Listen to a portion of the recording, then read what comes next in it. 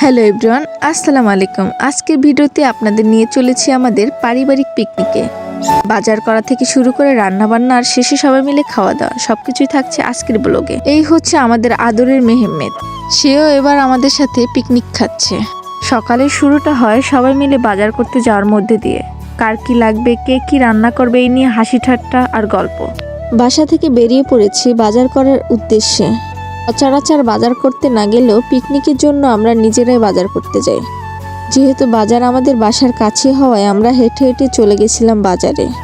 আর 10 minute হাঁটার পরে চলে আসলাম অবশেষে আমাদের কাঙ্ক্ষিত লক্ষ্যে। এসেই আমার চোখে পড়ল শীতের সময় মোয়া। লোভ সামলাতে না পেরে ভিডিও করতেছিলাম। তারপরে আবার বাজারের উদ্দেশ্যে ভিতরে ঢুকলাম।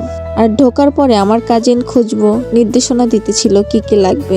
আমি বেছে বেছে আলু নিতেছিলাম দোকান থেকে, যেহেতু আলু নষ্ট ছিল। এদিকে আমার কাজিন স্নেহা টাকা গুনতেছিল। এত সুন্দর সুবারি দেখে আমি একটা পান খেয়ে নিলাম।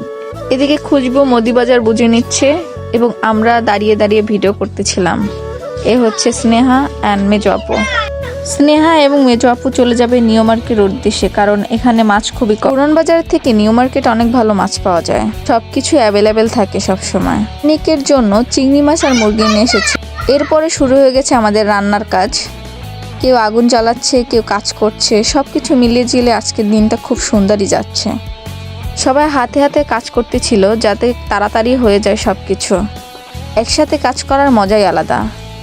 যদিও আমি কখনোই কাজ করি না, কিন্তু আমার জন্য ওরা কাজ রেখে দেয়। এই কাজের ফাঁকে আমি ফাঁকি দিই ওদের সাথে গল্প করতে থাকি আর ওরা কাজ করতে থাকে। আমাদের পরিবারের সবাই খুব মিশুক এবং খুব ভালো এবং আমাকে যথেষ্ট পরিমাণে ভালোবাসে। আজকে রান্না বাড়ার দায়িত্ব হচ্ছে মেজো আম্মার, যেহেতু তার রান্না সবাই খুব পছন্দ করে। ব্যক্তিগতভাবে আমি অনেক বেশি পছন্দ করি, তাই সবার ইচ্ছা ছিল সে যেন রান্না করে দেয়। এদিকে পিকনিক খাচ্ছি, যদি একটু নাচ না দেয় তাহলে কি হয়। ছেনে আমাকে বলতেছিল তুই একটু নাচ, তাই একটু নাচলাম, এই আর কি। এবার জয়িতা আর তন্যাফু না থাকায় ছেনেয়ার উপরে অনেক দায়িত্ব পড়েছিল, আর সে কাজ করতে গিয়ে দুর্ঘটনার শিকার হয়। তার হাত পুড়ে যায় জন্য চা বানাতে গিয়ে। তো তাকে অসংখ্য ধন্যবাদ, যাতে তাড়াতাড়ি হয়ে যায় এটাই ছিল কাম। এরপরে আমরা সবাই মিলে চায়ের আড্ডা, চা খেলাম। সব থেকে ভালো চা বানাতে পারে। আমি সবসময় আসি ওদের বাসায় চা খাওয়ার জন্য। লজ্জা করে একটা মানুষ খালি চা এবং যাই কিছু করে বাসায় আমি আসলে দিয়ে মেঘলা অভিব্যক্তি বলো আজকে।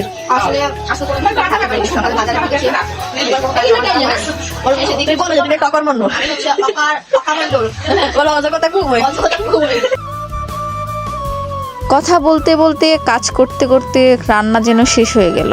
অবশেষে আমাদের খাবার পালা। সবাই মিলে, যেহেতু আজকে অনেক শীত পড়তেছে, আমরা বসেছিলাম কখন রান্না শেষ হবে।